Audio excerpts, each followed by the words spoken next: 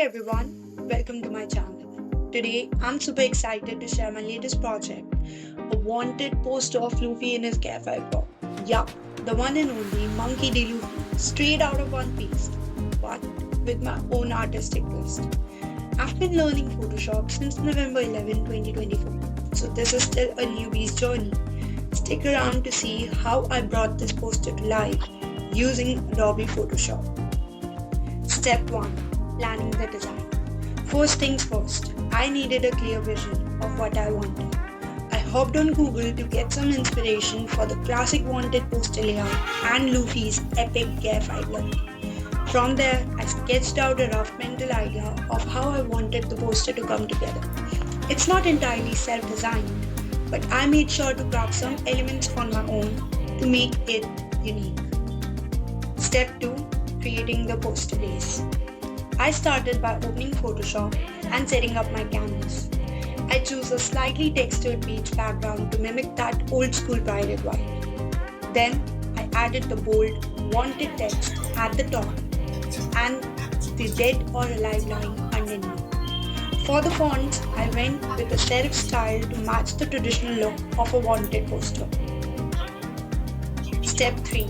Designing Luffy's gear Art 5 artwork. This part was the most challenging and fun.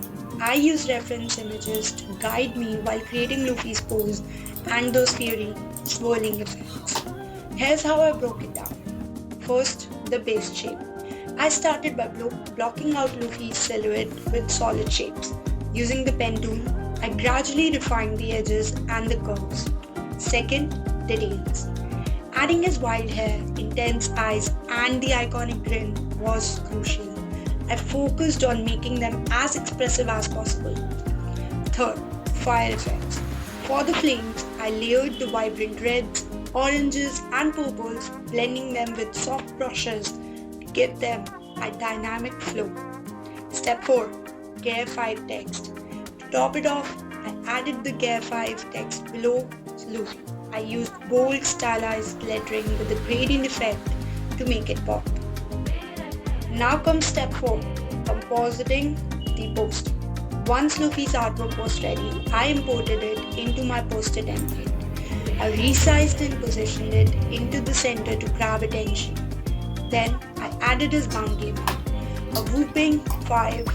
I don't know how many zeros they are, but let's call them berries. To finish, I included some subtle wear and tear effects around the edges to make the poster look authentic. Here comes the last and the final, step 5, final touches. The last step was adding shadows and highlights to tie everything together. I also adjusted the color tones to give the poster a cohesive, polished look. After a few tweaks and some stepping back to admire it, the wanted poster was done. Wrapping up, that's how I created this wanted poster of Luffy in GIF form. As someone who's still learning Photoshop, this project pushed me to try new tools and techniques, and I'm thrilled with how it turned out. What do you think?